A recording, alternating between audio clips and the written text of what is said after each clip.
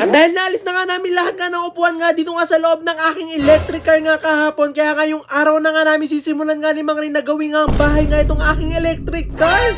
Maaga nga akong gumising nga ngayong araw nga kasi kailangan na nga namin umpisahan nga ni Mang Rin nga itong paggagawa nga dito nga sa aking electric car nga para nga maging bahay nga kasi medyo matagal-tagal nga yun. Naalis na nga kasi namin nga lahat nga ng upuan nga dito nga sa loob nga ng electric car ko nga kahapon na talagang maluwag na nga itong loob niya, talagang ready nga siya para nga gawing bahay. Nagplano na nga lang kami dito nga ni Mang Rin nga kung ano nga yung mga kailangan nga namin para nga magawa nga yung nasa utak ko at yung gusto ko nga gawin nga dito nga sa loob nga ng electric car ko at nung okay na nga kami, agad-agad na nga silang umalis para nga bumili nga ng mga kailangan. At ang kailangan nga namin nga ni Mang Rin nga para nga maging bahay nga talaga yung electric car ko ay plywood nga, pero hindi basta-bastang plywood nga yung pinapabili ko nga kay Mang Rin at sinabi ko ay bilhin yung pinakamakapal nga na plywood. Yun nga kasi talaga yung gagawin ko nga sahig nga sa pinaka-electric car ko at kung plywood naman nga na manipis yung gagamitin ko ay talagang masisira nga yun sa sobrang bigat ko. Kaya ang biniling plywood nga talaga ni Mang Rin nga itong pinakamakapal nga na tinitinda nga dito nga sa amin na talagang sobrang nga ako natuwa kasi talagang mukhang matibay. Kaya naman pagdating pa nga lang dito nga ni Mang Rin, agad-agad na nga namin binaba itong napakakapal nga na plywood nga na to para maumpisahan na nga namin. Inumpisahan na nga rin nga ni Mang Rin nga na sukatin nga itong loob nga ng electric car ko para nga malaman niya kung gaano nga kalaki nga yung kailangan nga namin na plywood nga dito sa loob ng electric car ko. At talaga sinasabi ko nga rin dito nga kay Mang Rin nga kung paano nga yung gusto ko nga maging design nga ng plywood nga dito at hindi nga yung basta-basta lang. Lumipat nga lang kami sa mas malaking pwesto nga para talagang magawa nga namin na maayos kasi medyo masikip nga dun sa pwesto nga namin, kaya dito nga kami lumipat sa mas malawak. At talagang paulit-ulit nga sinusukat nga ni Mang Rin at talagang sinisigurado niya nga na tama nga yung sukat niya para talagang hindi nga siya magkakamali nga ng pagkakalagay nga dito ng plywood. Kaya naman nung sigurado na nga si Mang Rin, inumpisahan niya na nga nahatiin nga itong napakakapal nga na plywood nga na to para talaga masukatan niya na nga at mailagay na namin sa loob ng electric car. Nagtataka nga ako kung bakit nga patigil-tigil nga si Mang Rin nga sa paghati nga nitong plywood nga na to, yung pala sinisigurado niya nga talaga kung tama nga talaga yung sukat niya. At yun nga talaga yung maganda kasi pag nagkamali nga dito nga si Mang Rin, talagang bibili na naman nga kami ng napakakapal nga na plywood nga na yun, medyo mahal nga rin siya. At natapos na nga si Mang Rin nga na hulmahin nga itong pinakakalahati nga na ilalagay nga sa gilid nga itong aking electric car, agad-agad na namin siya nilagay kung sakto na nga. At talaga sobrang nga nakakatuwa kasi pagkalagay pa nga lang nitong unang layer nga dito nga sa loob ng aking electric car, talaga saktong-sakto. Kaya talagang ginawa na nga ni Mang Rin nga yung sunod nga dito para nga mabuo na nga talaga to kasi talagang hinati nga nito ni Mang Rin kasi hindi niya naman nga pwede nga nailagay nga itong isang buo kasi hindi nga kakasya sa loob. At nagawa na nga ni Mang Rin nga yung isa pang kalahati at ilalagay ko na nga siya dito nga sa loob para nga mabuo na. Medyo nagkaroon nga ng problema kasi nakulangan nga doon sa pinakadulot, hindi nga kumasya. Kaya naman dali-dali na nga inayos nga ni Mang Rin nga para nga mabuo na nga itong pinakalapag nga dito nga sa aking electric car at nung okay na nga, agad-agad na namin itong nilagay ulit. At talaga namang gumaan nga yung pakiramdam ko kasi nung nailagay na nga namin siya, talagang saktong-sakto na nga, talagang tumama na nga ito. Kaya naman nung nabuo na nga namin to, talagang sumakto na nga itong gusto ko nga talagang ipalagay nga dito nga sa loob ng electric car ko. Talagang laking tuwa ko nga kasi ito talagang nasa isip ko. Kaya naman nung naikabit na nga namin, ito na nga yung naging itsura. Talaga sobrang ganda niya na nga, talaga unti-unti ko na nakikita na malapit na nga siya maging bahay. Hindi pa nga kami natatapos nga dito at habang meron pa nga ginagawa nga si Mang Rin, nagwawalis nga muna nga ako dito nga sa loob para nga mawala nga yung mga alikabok. At ito namang ginagawa nga ni Mang Rin pang suporta nga dito nga sa nilagay nga namin ng mga plywood nga dito nga sa loob kasi baka nga pag humiga nga ako, bumigay nga bigla kaya kailangan nga nalagyan nga ng ganito. Kaya naman tinulungan ko na nga si Mang Rin nga na magawa nga to para nga may lagay na nga dito nga sa loob at pwede ko na nga higaan at talunan. At sana nga lang talaga na matibay nga itong nagawa nga namin na pinakapapag nga dito nga sa aking electric car at hindi nga masira kapag hinigaan ko. Pero sabi naman nga ni Mang Rin na talaga matibay nga to na kahit daw 5 pa nga kami matulog nga dito, talaga hindi nga daw bibigay ito sa sobrang tibay nga ng gawa niya. Inaayos nga lang namin yung mga dapat nga ayusin nga sa pinakalapag nga na to para nga talaga mapatibay nga siya ng sobra kasi meron pa nga kaming gagawin nga para nga magmukhang bahay nga talaga tong aking electric car. Pero bago nga yun, ititignan ko nga muna kung talaga matibay nga tong nagawa nga ni Mang Rin at talagang pupunta nga ako dito nga sa pinakaibabaw at hihiga nga ako kung talagang hindi bibigay. At kahit nga sabi nga ni Mang Rin na napakatibay na nga nitong ginawa niya, talagang dinadahan-dahan ko pa nga rin ngayong pagpasok nga dito at paggalaw nga dito kasi ayoko nga na masira agad. At talaga namang approve nga, talagang totoo nga yung sinabi nga ni Mang Rin na matibay nga itong ginawa niya kasi hindi man lang ako nakakaramdam nga ng takot habang nakahiga ako dito kasi talagang makapal nga yung nilagay namin na plywood. At nung natapos na nga namin gawin to, pumunta na nga kami sa pangatlo pa nga namin gagawin at kinuha ko nga muna itong mga natitira ko nga na Christmas lights nga sa bahay kasi meron nga akong balak nga gawin dito. Lalagyan ko nga talaga ng ganitong ilaw nga talaga itong aking ginagawa nga na bahay nga dito nga sa aking electric car. Pero titignan ko nga muna kung talagang paano ko nga siya ilalagay. Kaya naman binuksan ko nga muna itong electric car ko at sinaksak ko nga muna siya dito para nga malaman ko nga kung anong ilaw nga siya at kung saan ko nga siya ilalagay dito sa loob. At ito nga isang hawak ko nga na Christmas lights ay color puti nga yung ilaw niya. Pero meron nga akong dalawang kulay nga nito. Yung isang kulay nga ay rainbow. At nung natapos na nga si Mang Ring nga magpahinga, sisimulan na naman nga namin nga ang paggagawa at ang gagawin naman nga namin ngayon nga ay lamesa ko. Pero ang sabi ko nga kay Mang Ring na gusto kong magkaroon nga ng lamesa pero yung natatanggal yung hindi yung ngayon nakakabit talaga. At ang nirequest ko nga rin kay Mang Ring na gusto ko nga rin yung lamesa ko nga ay malaki para talaga marami nga ako maipatong at mailagay na pagkain. At dahil meron nga kami ditong maliit nga na lamesa nga na hindi na nga ginagamit, talagang inalis nga yun nga ni Mang Ring at ito nga daw ilalagay niya sa loob ng aking electric car. At talagang napakaganda nga ng idea nga na ginawa nga ni Mang Ring kasi itong lamesa ko ay talagang ilalagay mo nga lang siya dito nga sa pinaka handbrake nga nitong electric car ko at kung ayaw mo naman siya gamitin talagang aalisin mo nga lang siya. Diba? Kung gusto ko nga mag-drive talagang aalisin ko nga lang to or iuurong ko nga lang tong lamesa nga na to. At kung ayaw ko naman nga mag-drive at gusto ko kumain talagang ibabalik ko nga lang ulit. At talagang laking pasalamat ko nga dito nga sa ginawa nga nito ni Mang Ring kasi talagang napaganda niya at kung ano ngayon nasa isip ko talagang nagawa niya talaga. At talagang nagagandahan na nga ako dito pero hindi pa nga kami tapos at ito pa nga yung umpisa para maging bahay nga tong electric car ko. So sa ating part 3 ay doon na natin siya didesign na lalagyan natin ng kung ano-ano mapampaganda dito para talaga magmukha siyang bahay.